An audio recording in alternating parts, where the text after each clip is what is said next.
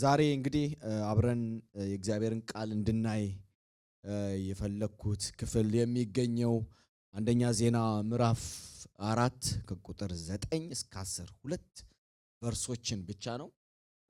ዛሬ ብቻ ነው የምንቆየው። ያንን እናያለን። እግዚአብሔር ደግሞ በዛ ውስጥ አልፎ ልባችን ይናገራል ብዬ ተስፋ አደርጋለሁ። ኢየሱስ ክርስቶስ ለዘላለም ጌታ ነው። በጣም የውስጤን ጩኸት ነው ዛሬ ለማጋባት የውስጤን ጩኸት ስለሆነ እንግዲህ አብራችሁን ጩሁ ለማለት ነውና በጣር የተወለደ በሚል ሐሳብ የእግዚአብሔርን ቃል አብረን እናያለን። ላንብበው። ቁጥር 9 ላይ ያቤጽ ከወንድሞቹ ይልቅ የተከበረ ሰው ነበረ። እናቱም በጣር የወለድኩት ስትል ስሙን ያቤጽ አለችው። ያቤጽም አቤቱ እንድትባርከኝ ግዛቴንም እንድታሰፋልኝ እለምንሃለሁ፣ እጅ ከኔ ጋር ትሁን፣ ከስቃይና ከጉዳትም ጠብቀኝ በማለት ወደ እስራኤል አምላክ ጮኸ። እግዚአብሔርም የለመነውን ሰጠው ይላል። እግዚአብሔር የተባረከ ይሁን። እንደ መግቢያ እንዲህ ትንሽ የመጽሐፉን ነገር እንዲሁ ዝም ብለን ብናየው የመጽሐፉን ሁኔታ እንግዲህ የዜና መዋዕል በዕብራይስጥ መጀመሪያ ኦሪጂናል እንትኑ በዕብራይስጥ የተጻፈ ነውና ወጥ ነበረ። የዕብራይስጥ መጽሐፍ ላይ ሄዳችሁ በምታዩበት ጊዜ ወጥ ነው። አንደኛ ሁለተኛ የሌለው ግን አንድ ወጥ የሆነ ጽሑፍ ነው የምታገኙትና ዜና መዋዕል የሚል ነው እንጂ አንደኛ ዜና ወይም ሁለተኛ ዜና የሚል ጽሑፍ የሌለበት። ነገር ግን የግሪክ ጸሐፊዎች የግሪክ ተርጓሚዎች እሱን መጽሐፉን ሲጽፉት የመጽሐፉን ውቅር ወይ መጽሐፉን የተጻፈበትን ሁኔታ አይተው ለሁለት ከፈሉት። አንደኛና ሁለተኛ ብለው እንደተረጎሙት መጽሐፍ ቅዱሳችን ወይም ደግሞ ታሪክ አዋቂዎች ጸሐፍቶች ይህን ነገር ያሳዩናል። መቼ ተጻፈ የሚለውን ሄደን በምናይበት ጊዜ ከ400 እስከ 350 ቢሲ በዛ መካከል ውስጥ ተጽፏል ተብሎ ይታሰባል። ምናልባትም ይሄ እስራኤል ከባቢሎን ግዛት ከተመለሱ በኋላ ከዛ በኋላ ተጽፏል ተብሎ ይገመታል። ብዙዎች እንደሚስማሙት ጸሐፊው ማን ነው ተብሎ ሲጠየቅ ኤግዛክትሊ እንደዚህ ነው ብለው ባይናገሩም በጣም ብዙዎች ግን የሚስማሙት እዝራ እንደሆነ ነው። እዝራ የዜና መዋዕልን የእዝራ መጽሐፍን እንዲሁም ደግሞ የነህምያ አይደለ ቀጥሎ ያለው እሱ ራሱ እንደጻፈው እዝራ እንደጻፈው ያመላክታል። እንደውም እዝራ ጻፈው ለማለት የሚያደፋፍራቸው የእዝራ መጽሐፍን ምዕራፍ 1 ላይ ከቁጥር 1 እስከ 3 ሄዳችሁ በምታነቡበትና ሁለተኛ ዜና 36 ላይ ከ22 እስከ 23 ያለው ስታነቡ ተሴም የሆነ ነገር ታገኛላችሁ። ተሴም የሆነ ጽሑፍ ታገኛላችሁ። ተሴም የሆነ ታሪክ፣ ተሴም የሆነ አነጋገር ታገኙበታላችሁና ከዛም ተነስተው እዝራ እና ደግሞ ኢቭን የእዝራ መጽሐፍ የተጻፈበትም ጊዜ በዛው ጊዜ እንደሆነ ይገመታል። በተለይ ከባቢሎን መልስ የተጻፈ ነው ተብሎ ይታሰባል። እና እዝራ ዲዘርቭ ያደርጋል ብለው የሚያስባሉ። ዲዘርቭ ያደርጋል ብለው የሚያስቡትም እንኳንም ጻፈው የሚያስብለው በጣም የሚገርም ብዙ ኮሜንታሪዎችን ዝም ብዬ ለማየት ሞክሬያለሁና እያንዳንዳቸው ላይ የሚያሳየው የእዝራ 7ን ነው ሜንሽን የሚያደርጉት። ሁሉም 7ን የሚያስታውሳል የሚያውቃለ እዝራ 7ን አረ ሼም ነው እንዳልል እዝራ 7 ማለት የኛ ያንግ አደልት ምን የተደረገበት ነው። እዝራ 7:10 የተመሰረተበት እኛ የያንግ አደልታችን በዛ ቃል ላይ የተመሰረተ ነውና ምክንያቱም ያው እዚህ ላይ እንደምታዩት እዝራ የእግዚአብሔርን ሕግ በማጥናት በማድረግ እንዲሁም ደግሞ ለእስራኤል ስርዓቱን በማለት በማስተማር አይደለ ለኪ ነው ያንን ነገር ያደርግ ነበር የተጋ ነበረ ተብሎ ስለተጻፈ ለኪ ይሄን እንደዚህ የሚያደርግ ሰውማ ግዴታ በቃ ቢጽፍስ ብለው ለኪ ይገባዋል አይነት ነገር ሲያንጸባርቁ ትመለከታላችሁና ሌላው ይሄን መጽሐፍ ልዩ የሚያደርገው ከብዙ መጽሐፍቶች የተወጣጣ ነው። መዋጮ ለኪኖ አዋተውለት የተጻፈ ይመስላል። በተለይ የአንደኛ ሳሙኤልና ሁለተኛ ሳሙኤልን እንዲሁም ደግሞ ኢቭን የኦሪት መጽሐፎችንም ሜንሽን ያደርጋል። የአስቴርንም እንዲህ ብቻ ገረብ እያደረገ ይወስዳል። ግን ማጆሪቲውን ሄዳችሁ በመታዩበት ጊዜ በተለይ አንደኛ ዜናን ሄዳችሁ ስታዩ የአንደኛ ሳሙኤልና ሁለተኛ ሳሙኤልን በደንብ አድርጎ ገረብ አድርጎ በደንብ በብዙ ታሪኮቻቸው ይመሳሰላል። እዚህ ቦታ ላይ ሄዳችሁ በመታዩበት ጊዜ ሁለተኛ ዜና ላይ ደግሞ የአንደኛ ነገስትና ሁለተኛ ነገስት መጽሐፍን ይዞ ትመለከታላችሁና ማጆሪቲውን የነዚህን መጽሐፎች የያዘ ነውና በተለይ የዳዊት ቤትን የሰለሞን ቤትን በደንብ አድርጎ ይነካካልና የመጽሐፉ ዋና ዓላማ ምንድነው? ለምንድነው ይሄ መጽሐፍ የተጻፈው ከተባለ እንግዲህ የእስራኤል ሕዝብ በባቢሎን በምርኮ በነበረበት ሰዓት ላይ ከዛ በኋላ በእውነት የምር ያኛው እግዚአብሔር ትላንትና እስራኤልን ሲመራ የነበረው ሲያግዝ የነበረው ቃል ኪዳን የነበረው አሁንም አለ ወይ የሚለውን እንትን ለመመለስ ነው። አለ ወይ አሁንም እኛን ይረዳናል ወይ? በተለይ ከዛ ከግዞት ከተመለሱ በኋላ ስፍራም የላቸው ማለት አገሪ ቤተ መቅደሱም ፈርሶ ነበረ፣ ቅጥሩ ፈርሶ ነበረ። ይሄን ሁሉ ከዚህ በኋላ ምንድነው ተስፋችን? አሁን የምር ያኛው እግዚአብሔር አሁንም አለ ወይ አሁንም ይረዳናል የሚለውን ለመመለስ እግዚአብሔር እንዳለ እግዚአብሔር እንደሚረዳ እግዚአብሔር አሁንም ቃል ኪዳኑን ለአባቶቻቸው የገባውን ቃል ኪዳን እንደሚፈጽም ለማመላከት እንደሆነ እንመለከታለን።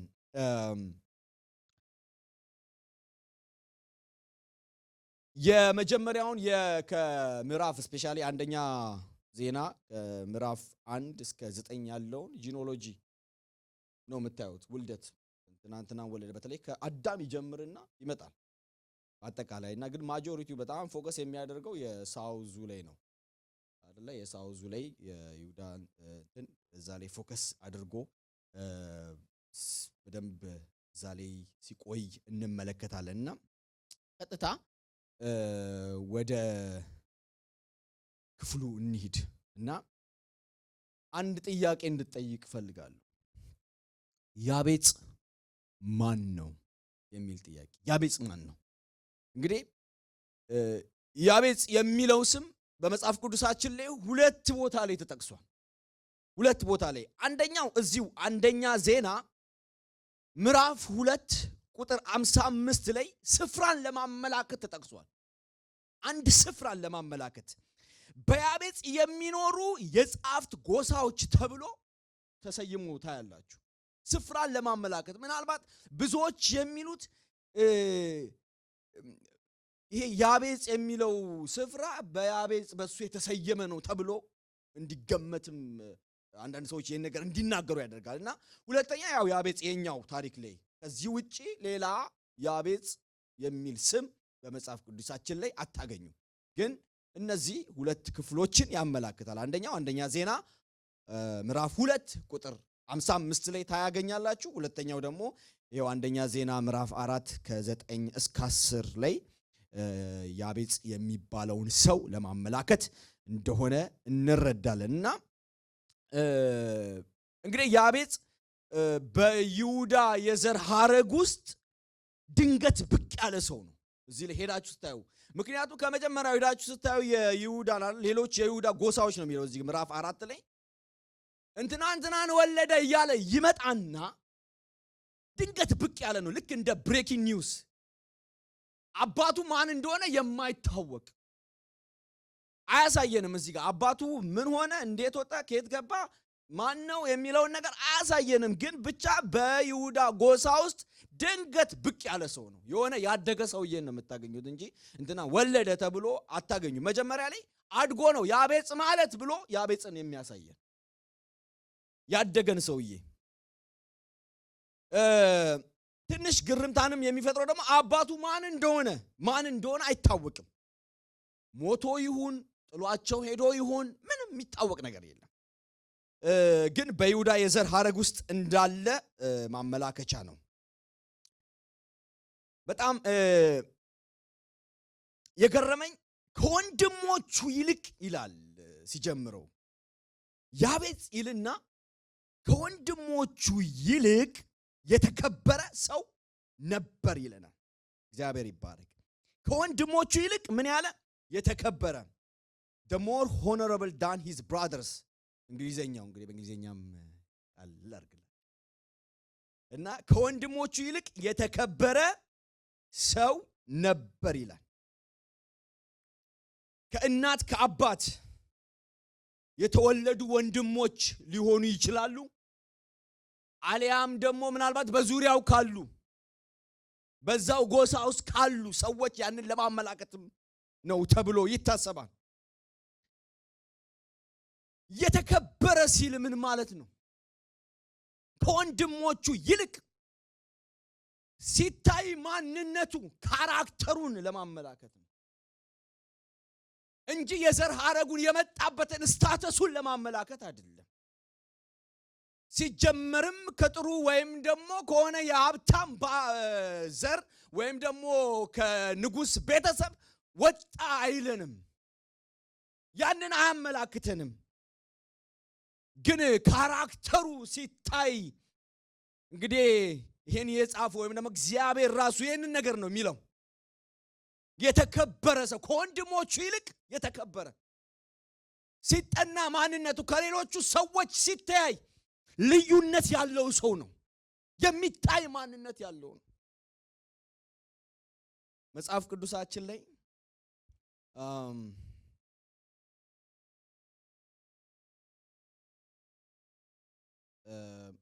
ምሳሌ አንድ ሰው ቢያወጣልኝ ምሳሌ 15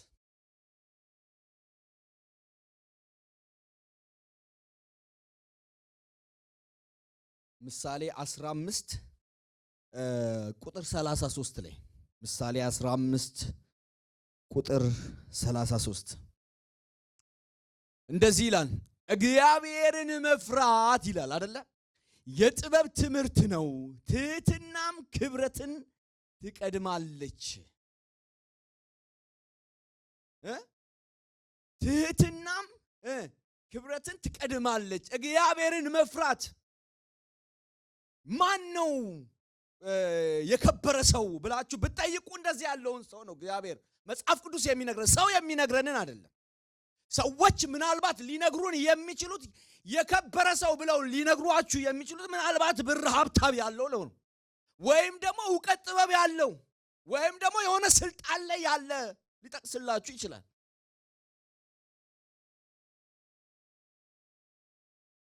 ግን ካራክተር ሀብት ያለው ሰው ካራክተር ከሌለው፣ ዕውቀት ያለው ሰው ካራክተር ከሌለው፣ ስልጣን ያለው ሰው ካራክተር ከሌለው ይሄ ሰው የተከበረ ነው ልንል እንችላለን። ናባልን መመልከት እንችላለን። አንደኛ ሳሙኤል ምዕራፍ 25 ላይ ስሙ ራሱ ምንድን ነው? ሰነፍ። ግን ምን ያለ ሀብታም የሆነ ነገር ግን ምን የሆነ ሰነፍ። ከዚህ በፊት የተማርነው ዘኪዮስ ቀራጭ ሀብታም አይደለ? ስልጣን ያለው አንዱን የሮማ መንግስት የሆነውን ዊንግ የሚመራ ነገር ግን በእስራኤል በጣም ምን የተጠላ እንዲጠላ ያደረገው ምኑ? ካራክተሩ። የሀብታም ሰውዬ እዛው ሉቃስ 18 ላይ ሄዳችሁ በምታዩበት ጊዜ እሱም እንደዚሁ ብሩን የወደደ እነዚህን የተከበሩ ሰዎች ልንላቸው አንችልም። ግን ይሄ ሰው ካራክተሩ ማንነቱ ሰዎች ሲያዩት ከወንድሞቹ ጋር ወይም ደግሞ አጠገቡ ካሉት ሰዎች ጋር ሲነጻጸር የተከበረ የሚያደርገው ማንነትን የያዘ ነው። ስለዚህ ያቤጽ የተከበረ ያደረገው ከቤተሰባዊ ወይም ደግሞ ከቤተሰብ የወረሰው ወይም ደግሞ ከንጉሳዊ ዘር ስለወጣ ሳይሆን ወይም ጥሩ ዘር ስለሆነ ሳይሆን ወይም ሀብታም ስለሆነ ሳይሆን ወይም ደግሞ የተለየ ሶሻል ስታተስ ስላለው ሳይሆን ጋድሊ የሆነ ካራክተር ስላለው እንዴት ብላችሁ ልትጠይቁ ትችላላችሁ። እንዴት ይሄ ካራክተር እንዴት አይነት ካራክተርን ይዟል ብላችሁ ልትጠይቁ ትችላላችሁ። ቁጥር 10 ላይ እንደዚህ የጸሎት ሰው ነው። ያቤጽ ምን አይነት ሰው ነው? የጸሎት ሰው። ቁጥር 10 ላይ ያቤጽ ይላል እባክህ መባረክን ምን አርገኝ? ባርከኝ፣ አገሬንም አስፋው፣ እጅ ከኔ ጋር ትሁን፣ እንዳያሳዝነኝም ከክፋት ጠብቀኝ ብሎ የእስራኤልን አምላክ ጠራ። እግዚአብሔርም የለመነውን ምን አለው? ሰጠው። የጸሎት ሰው ነው ያቤጽ።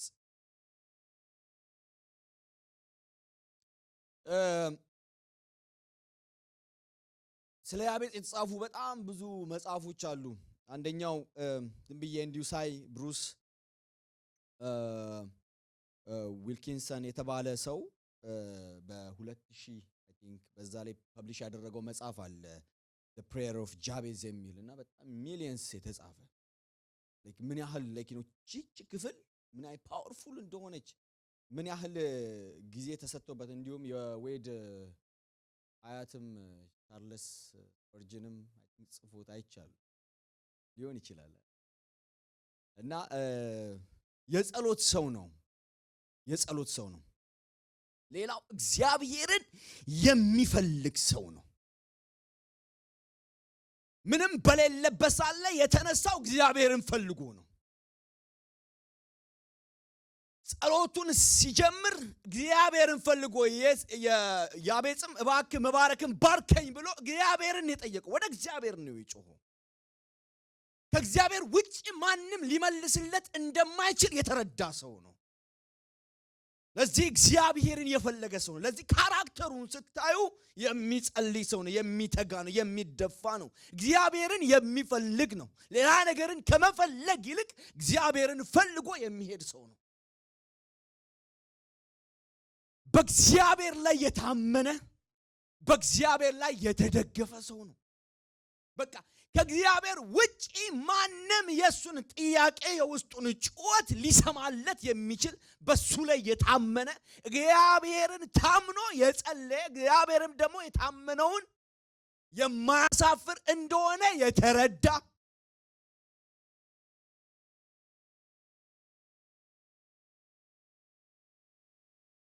የተደገፈ ሰው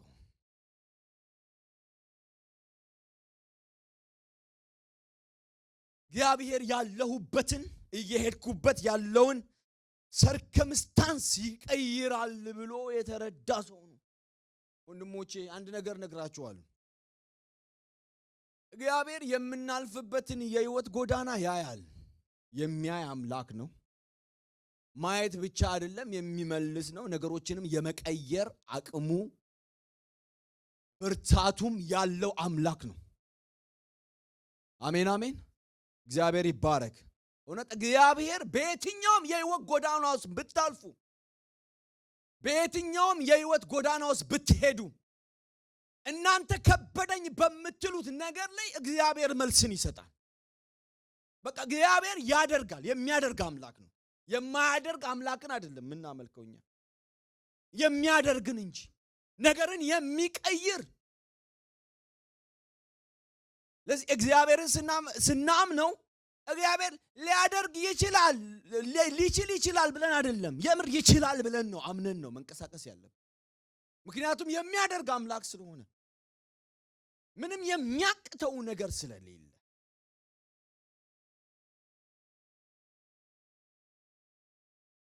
ሌላ ወደሚሰማ አምላክ ነው የጮኸው ይሰው ወደሚሰማ መፍትሄን ሊሰጥ ወደሚችል ከእግዚአብሔር ውጪ ለሱ መፍትሄ የሚሰጥ ማንም እንደሌለ የተረዳ ሰው ነገር ግን መፍትሄ ወዳለበት ወደሱ እንደጮኸ መረዳት እንችላለን።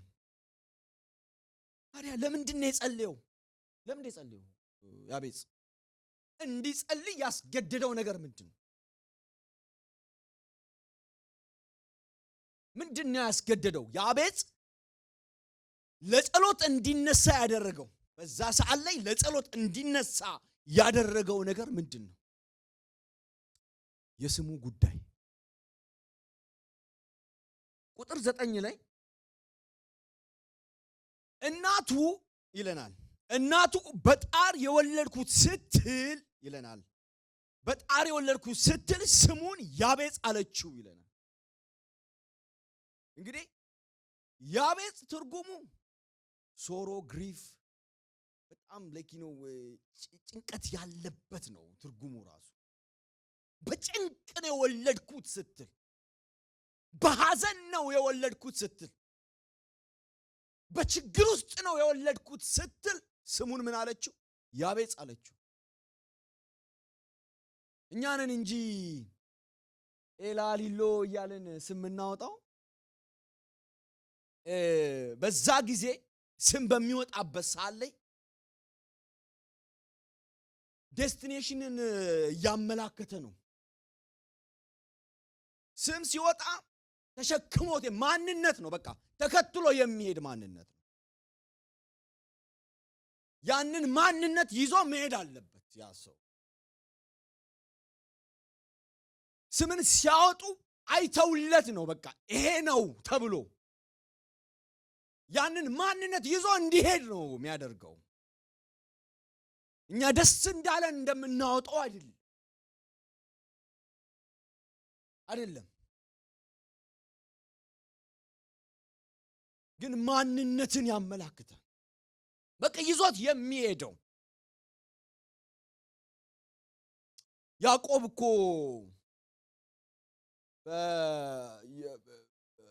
በፍጥረት 32 ላይ ሄዳችሁ በምታዩበት ጊዜ ያዕቆብ አልተባረከም እንዴ?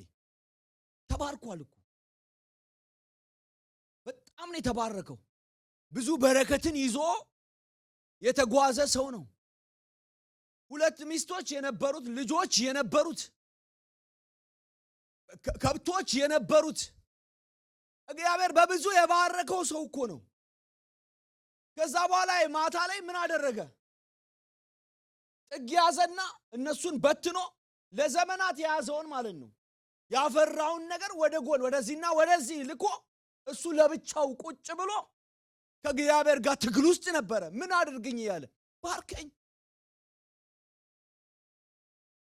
የትላንትናው ማንነቱ እንዳይከተለው ስላሰበ ነው።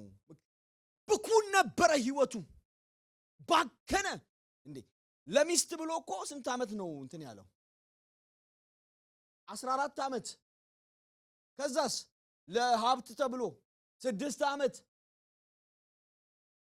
ይህን ሁሉ ብኩን የሆነ ህይወትን እንዲጓዝ አድርጎታል። የያዘው ማንነት፣ ይዞት የመጣው ማንነት፣ የአታላይነት ማንነትን ይዞ የነበረ ሰው ግን እግዚአብሔር ያንን ነገር አይደለም ያየለት፣ ጀነሬሽን ያየለት፣ ነገድን ያየው። በሱ ውስጥ እግዚአብሔር ስሙን ቀየረው፣ እስራኤል አለው።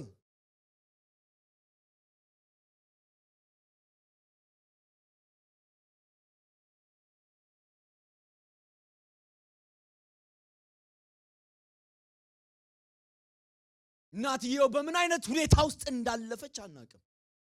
በምን አይነት ጭንቅ ውስጥ እንደነበረች አናውቅም።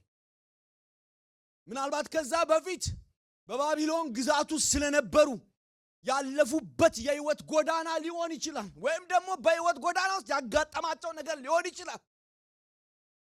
በህመም ብቻ አይሆንም። ወይም ደግሞ በምጥ ሰዓት ያለውን ህመም ለማመላከት ብቻ አይደለም።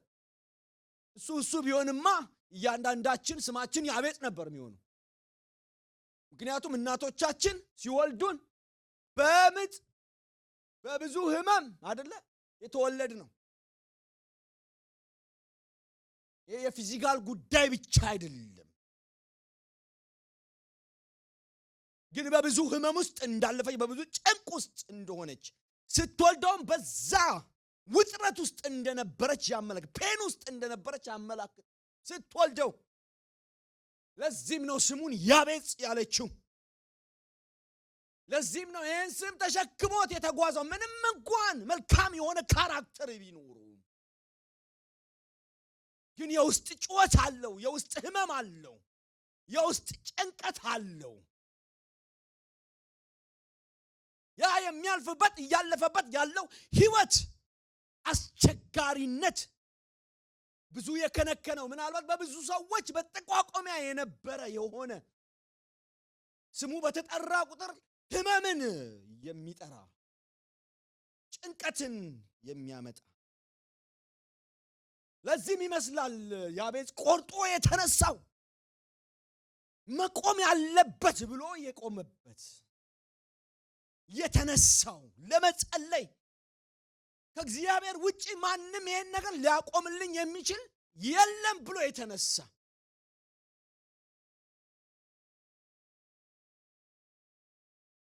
እና ጩኸቱን ስታዩ በጣም አስቸኳይነት እርጀንሲ ታዩበታላችሁ፣ ዴስፕሬሽን ታዩበታላችሁ። ነገር ግን ትህትና የተሞላ በዛው መጠን ደግሞ ቦልድ የሆነ ጸሎት እና ሲጀምር ያቤጽ መባረክን ባርከኝ ተነሳ። ያቤጽ ይበቃል አለ። ያ መንገድ ይበቃል አለ። ያ ህመም እግዚአብሔር ካንተ ውጪ ሊረዳኝ የሚችል፣ ካንተ ውጪ ሊታደገኝ የሚችል፣ ካንተ ውጪ ሊያሳልፈኝ የሚችል ማንም የለም። አንተነ ልታግዘኝ የምትችል፣ አንተነ ልትረዳኝ የምትችል ብሎ ተነሳ። መባረክን ባርከኝ። አያችሁ የበረከት ምንጭ ማን እንደሆነ የተረዳ ነው። ከእግዚአብሔር ውጪ ማንም ሊባርከው እንደማይችል የተረዳ ሰው ነው። በነገራችን ላይ እዚህ ክፍል ላይ ነው ለመጀመሪያ ጊዜ የእግዚአብሔር ስም የተጠራው ከምዕራፍ 1 እስከ 4 ባለው ጊዜ ውስጥ ለመጀመሪያ ጊዜ የተጠራው ተነሳ እግዚአብሔርን። ምክንያቱም ቅድም ብያችኋለሁ መግቢያ ላይ ለምንድን ነው ይህ ክፍል የተጻፈው ወይም ደግሞ ይህ መጽሐፍ የተጻፈው? ምክንያቱም ሲያሳየን እግዚአብሔር የምር እንደማይጥል አይደለ፣ ቃል ኪዳኑን እንደሚያድስ የገባውን ቃል ኪዳን እንደሚፈጽም ለማመላከት ነው። ለዚህም የሰራዊት አምላክ እግዚአብሔርን ጠራ። ይሄ ሰው እንደሚረዳ እንደሚታደግ ያመነ መባረክን ባርከኝ፣ ካንተ ውጪ ሊባርከኝ የሚችል ማንም የለም። ብዙ ሀብት ብዙ ንብረት ያላቸው ሰዎች በረከታቸው ከርስ ሆኖባቸው ጣዖት ሆኖባቸው እያለፉ ያሉ ሊኖሩ ይችላሉ። በረከት አንተ ከሌለህበት ግን፣ በረከት አንተ ካልኖርክበት ግን ከንቱ እንደሆነ የተረዳ ሰው እግዚአብሔር ሆይ መባረክን ባርከኝ ብሎ ተነሳ።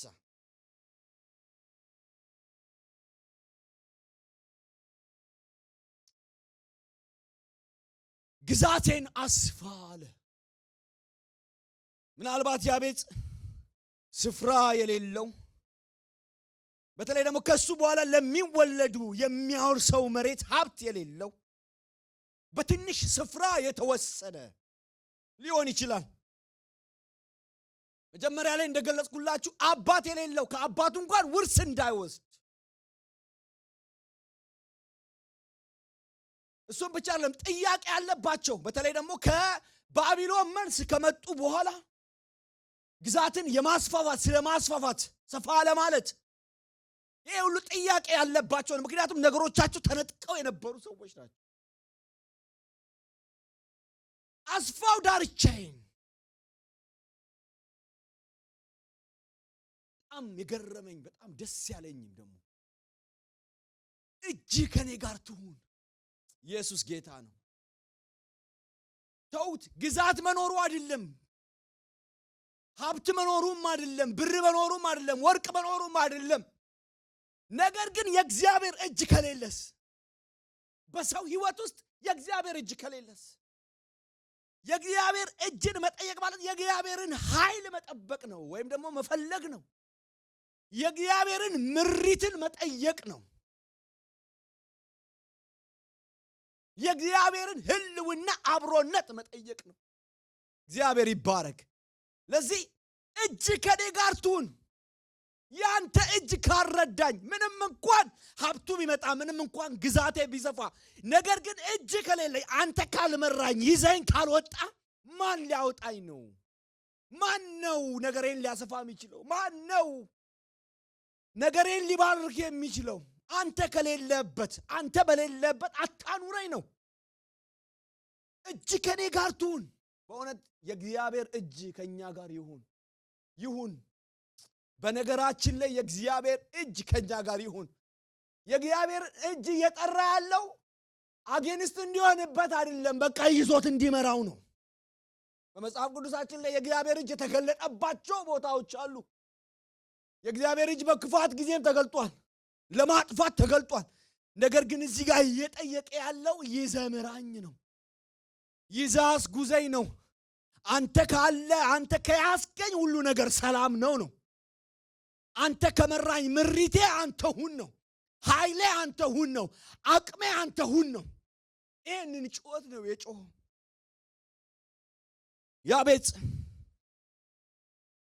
የእግዚአብሔርን እጅ በሱ ላይ እንዲሆን ጠየቀ። ሌላው ከስቃይ ከጉዳት ጠብቀኝ፣ ካለፍኩበት እያለፍኩበት ካለው ወይም ደግሞ ወደፊት ከሚያጋጥመኝ ክፋት ምን አድርገኝ? ጠብቀኝ። ከኃጢአት ጠብቀኝ፣ ከመጥፎ ድርጊት ጠብቀኝ። ይሄኛውን ማንነቱን እንዲቀይርለት የያዘው የተሸከመው ማንነት አለ፣ የተሸከመው ስም አለ። ህመም፣ ጭንቅ፣ ሐዘን የተሞላበት ነገር ግን ያንን ማንነት እንዲቀይርለት፣ ያንን ጉዳት እንዲያጠፋለት፣ አዲስ ማንነትን እንዲሰጠው እየጠየቀ ነው። እግዚአብሔር መልካም ነው። አሜን አሜን። ኢየሱስ ክርስቶስ ለዘላለም ጌታ ነው። እግዚአብሔርም ይለናል። እግዚአብሔር ይባረክ። እግዚአብሔርም የለመነውን ምን አለው? የለመነውን ሰጠው። እግዚአብሔር ይባረክ። እግዚአብሔርም የለመነውን ሰጠው። የተዋረደን ልብ የሚያይ ሃሌሉያ፣ ለትሑታን ደግሞ ጸጋን የሚሰጥ እግዚአብሔር የተባረከ ይሁን። አንደኛ ዮሐንስ ምዕራፍ 5:14 ላይ እንደ ፈቃዱ ብንለምን እርሱ ምን ይለናል? ይሰማናል ይላል መጽሐፍ ቅዱስ። እግዚአብሔር ይባረክ። የሚሰማ አምላክ አለ። አየ ልብን ባዋረድ ጊዜ፣ እሱን በፈለገ ጊዜ፣ እሱን ተጠምቶ ነው የመጣው። ከሱ ውጪ ሊታደገው እንደማይችል፣ የሱን ሁኔታ ሊቀይር እንደማይችል፣ ሌላ ነገር ሌላ ሁኔታ ሊቀይር እንደማይችል የተረዳ ሰው ነገር ግን እግዚአብሔርን ራሱን የፈለገ የሱ ነገር ሊቀየር የሚችለው እግዚአብሔር ሲገኝበት የእግዚአብሔር እጅ ሲመራው እንደሆነ የተረዳ ሰው ራሱን ባዋረደ ጊዜ፣ እግዚአብሔር ፊት በቀረበ ጊዜ፣ እግዚአብሔርን በጠየቀ ጊዜ እግዚአብሔር እንደ ፍቃዱ ጸሎቱን ሰማለት። ከልብ የሆነ ጸሎትን በእግዚአብሔር ፊት አቀረበ። እግዚአብሔርም እንደ ፍቃዱ እንደ ባለጠግነቱ መጠን ጸሎቱን መለሰለት። ስለዚህ ራሳችንን በማዋረድ ወደ ጸጋው ዙፋን በእምነት እንቅረብ። የሚሰማ የሚያይ የሚመልስ አምላክ አለን። እግዚአብሔር የተባረከ ይሁን። የሚሰማ የሚያይ የሚመልስ አምላክ አለን። ወንድሞቼ ዛሬ ላይ ያለንን ማንነት ሳናገኝ ከማግኘታችን በፊት አንድ አለ በምጥ ሄደ በብዙ ስቃይ የወለደን ማንነትን የሰጠን በልጁ በኢየሱስ የባረከን ስፍራን ሃሌሉያ ስፍራን የሰጠን ዳርቻችንን ያሰፋልን ባለጋራ ጠላታችንን ያደቀቀልን እግዚአብሔር የተባረከ ይሁን። እሱም ኢየሱስ ነው። ሃሌሉያ ሃሌሉያ።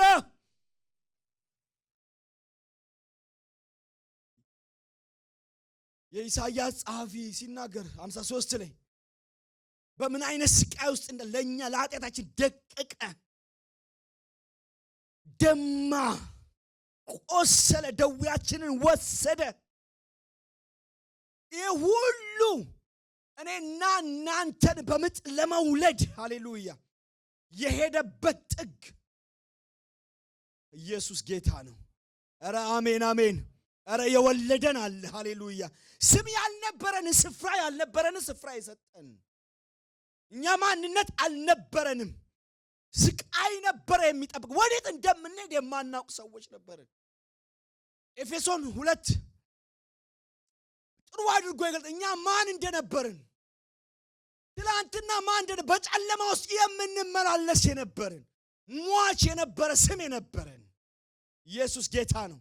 ነገር ግን ሃሌሉያ በባለጠግነቱ ሃሌሉያ በምሕረቱ በቸርነቱ ሕይወትን የሰጠን እግዚአብሔር የተባረከ ይሁን። ኧረ ሕይወትን የሰጠን እግዚአብሔር ይባረክ፣ ስሙ ይክበር። የታደገን ያዳነን የፈወሰን ሃሌሉያ ቁስላችንን የሻረ የዘላለም አምላክ እግዚአብሔር የተባረከ ይሁን። ስለዚህ በየትኛውም የሕይወት ጎዳና ብናልፍ የሚሰማ አምላክ አለን። ኧረ አሜን አሜን። ኧረ የሚሰማ አምላክ አለን። ሃሌሉያ የሚያበረታ አምላክ አለን። የሚያቆም አምላክ አለን። ዛሬም እንጸልያለን። ኢየሱስ ጌታ ነው። የሚረዳ አምላክ አለ። በየትኛውም የሕይወት ጎዳና ውስጥ ብንሆን እግዚአብሔር ይታደጋል። ኧረ እንደገና ያቆማል፣ እንደገና ይሰራል። ሃሌሉያ የትኛውንም ሰርከምስታንስ እግዚአብሔር መቀየር ይችላል። የሚችል አምላክን ነው የምናመልከው በዚህ ቦታ ላይ ሃሌሉያ።